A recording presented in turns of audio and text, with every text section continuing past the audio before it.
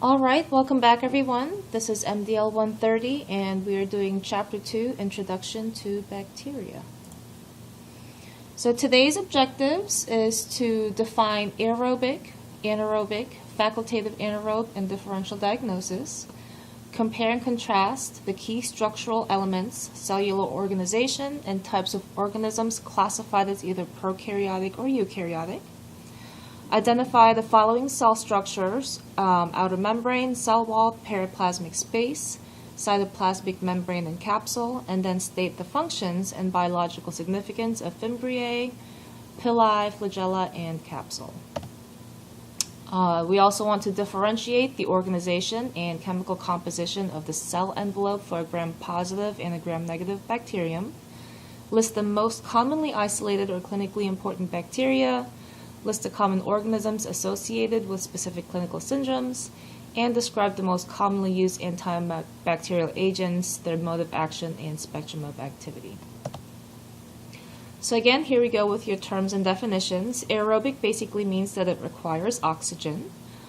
Anaerobic basically means that it cannot grow in the presence of oxygen.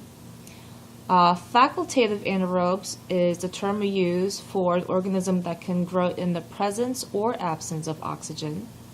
And then differential diagnosis is based on the most common organisms associated with the clinical picture, selection of appropriate diagnostic tests, and initiation of effective empirical therapy. So just another overview from our last lecture. Your eukaryotic or eukaryotes are your fungi and your parasites. They can be single or multicellular. Usually they have membrane enclosed organelles such as your endoplasmic reticulum, Golgi body, mitochondria, lysosomes, and your nucleus. Your prokaryotic cell does not have that. Bacteria are your prokaryotic cells. They are single-celled.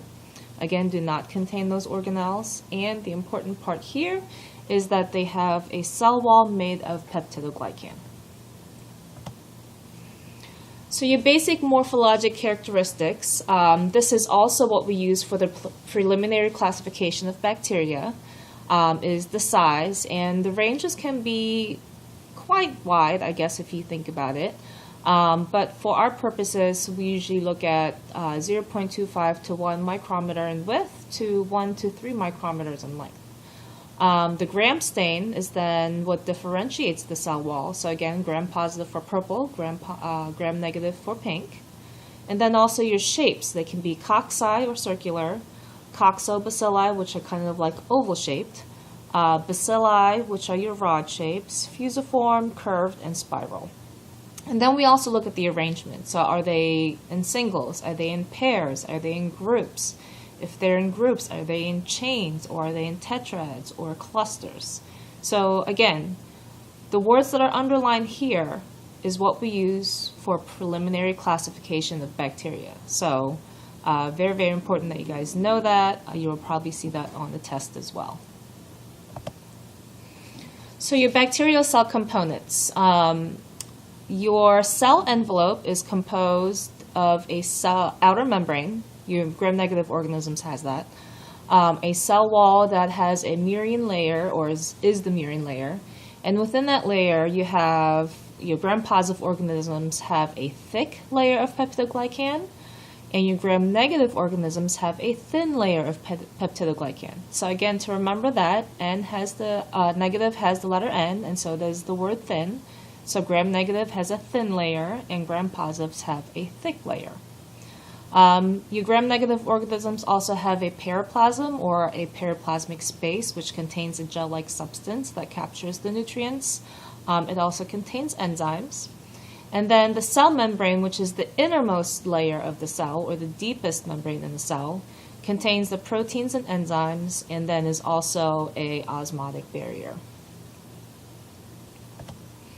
So here is a picture of our envelope. So if you look at the top over here, your cells can have a capsule. Not all of them do, or not all bacteria do. So this is your gram-positive side, and this is your gram-negative side. Your gram-negative has that outer membrane, okay? And then here you have your murine or peptidoglycan peptidoglycan layer, and notice how in the gram-negative organism, it's very, very thin. Whereas in the gram-positive organism, it's very, very thick. Okay, so that's a big difference, what helps us determine the gram stain characteristic. And then, of course, here's the periplasmic space for your gram-negative, and then both of them have a cytoplasmic membrane, which is the innermost membrane of the organism. There are a few other things on this image that I deliberately cut out just because we don't need to know that yet. If you already do, awesome. If not, then we'll get into it a little bit more in 251. Peptidoglycan. What I really want you to think of peptidoglycan as of right now is a chain link fence, basically. So here's just another smaller picture, more simplified picture of what we just saw in the earlier image. And then again, what I want you to think about is a chain link fence when it comes to the peptidoglycan layer. A couple of other pieces that we need to know: cellular exterior and appendages. So your outer covering, again, I was talking about that capsule, can consist of a high molecular weight polysaccharide. That outer covering can sometimes also be a slime layer. And you'll see that when you guys see like Klebsiella, certain organisms that look really mucousy and slimy. And then we also have appendages. We have the fimbriae, which serve as adhesins for attachment, your pili, which may serve as adhesins or for passage of DNA, and then the flagella, which is basically used for motility. So the pili and the fimbriae can sometimes look the same. Just the fimbriae, think of it as like hair-like projections, whereas the pili are hollow, actually. These are hollow, but you don't need to really know that right now. And then the flagellum is usually at the end, and it helps for this organism to be motile. Some clinically important bacteria, and again, the book has a very good table on these organisms, and there are actually a lot more. You don't necessarily have to memorize them at this point, but I do want you to be very familiar of what organisms are what. So your gram-positive, aerobic gram-positive cocci includes your staphylococci, streptococci, and enterococci. And there are more, but these are your main ones. Then you have your aerobic gram-positive rods, which is your bacillus, listeria, corynebacterium. I'll say that word again, corynebacterium. There are different pronunciations. That's the one I like. Some people call it corynebacterium. It just kind of depends on what you like. Your anaerobic gram-positive cocci, there's actually a lot of them, so don't really have to worry about that. You have anaerobic gram-positive rods, which include your Clostridium, Actinomyces, Lactobacillus, and Propionibacterium. Aerobic acid-fast rods include your Mycobacterium, Nocardia, and Rhodococcus. So again, definitely need to know these organisms, be very familiar with them. You don't really need to know exactly what they do yet. We will get to that. But this kind of will help you organize these organisms later on when you do have to know a lot about them. Your gram-negative organisms, you have gram-negative cocci and coccobacilli. So we have your Neisseria, Moraxella, Eikenella, Kingella, Haemophilus, Acinetobacter, Bordetella, Brucella, and Francisella. Your aerobic gram-negative rods are Enterobacteriaceae, and that is actually a wide range of organisms. Vibrio, Pseudomonas, Burkholderia, and Stenotrophomonas. Your anaerobic gram-negative cocci is, I think I'm missing a letter there. It should be Veillonella. And let's see, let me just double check.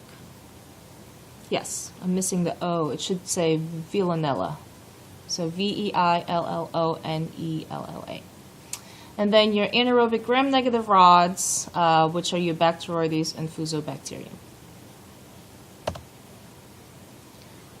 Some other ones, your spiral-shaped bacteria include Campylobacter, Helicobacter, Treponema, Borrelia, and Leptospira. And your obligate intracellular organisms include Rickettsia, Ehrlichia, Anaplasma, Coxiella, Chlamydia, and Chlamydophila. Common organisms and their associated syndromes.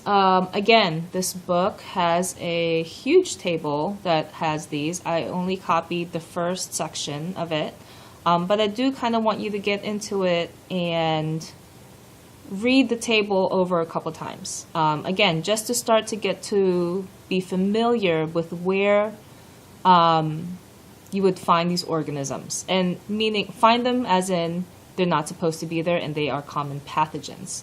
So again, staph may not necessarily be bad if it's in the right place, but if it gets into, say, I don't know, your ear or your eye, you're going to have a problem because those are normally sterile sites.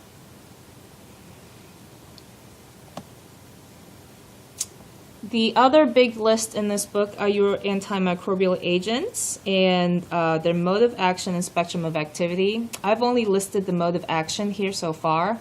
However, if you look at this table, there is a lot as well. And again, the point here is just kind of being familiar with what certain antibacterial agents can do. Later on, you do have to kind of be able to connect the dots. So again, I think this chapter just really kind of gives you a good overview of what to expect and what you will need to know more of later on. So use this chapter to reference, again, and go back and forth later on when we start going through the other chapters. And I believe that's it. See you in the next lecture.